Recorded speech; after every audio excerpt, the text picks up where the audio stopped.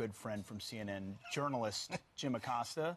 Very close. Very close. Very close, right? I mean, I'm not wiping anything off his jacket, I'll tell you that. Well, he mentioned your name yesterday. I've heard. And, on Fox and Friends, I heard. And insinuated a few other things about the rest of you. Listen to him.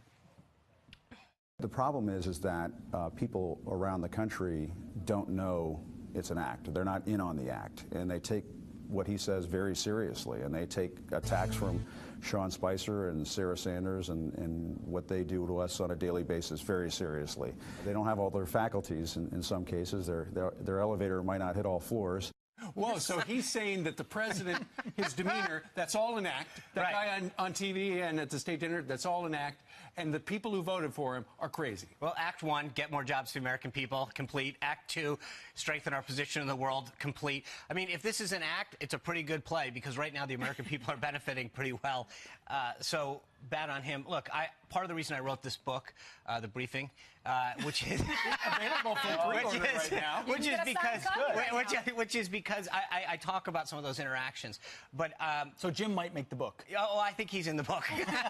What does it say though seriously about the voter? Because we had the voters were called deplorables. Right. The voters he's calling them, they don't have their faculties. That they're stupid. I think this is and it's sad to see that in all seriousness.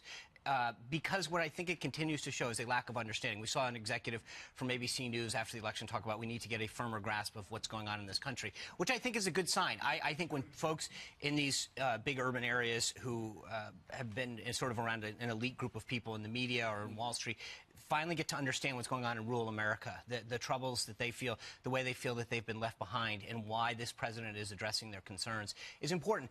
So for Jim not to understand that and for him to continue to dismiss and frankly make fun of and ridicule people around this country is really sad and really shows you how little of an understanding they have of what's happening in this country. They still think they're saving America from the president. I know. That's their and that's again. I don't mind that from a liberal activist. I get it. I've been doing this a long time. But when you have a purported... He's the White House correspondent saying that the people don't get it. That's a problem. And when you're further insulting them, saying that they don't have their faculties, I wasn't attacking Jim. Frankly, I was attacking the premise of bad stories, bad narratives, false information. And I continue to believe that that's important because I believe in a fair and, I believe in the First Amendment. I believe in a robust press, but I don't believe that false narratives should go unanswered. And I think the lack of his understanding of what's happening in this country is still a fundamental problem with so many people in the mainstream elite media. Tomi Lahren earlier loved it. She was fired up. Yeah, she said, I'm glad. This only helps Republicans down the road. Do you agree with that?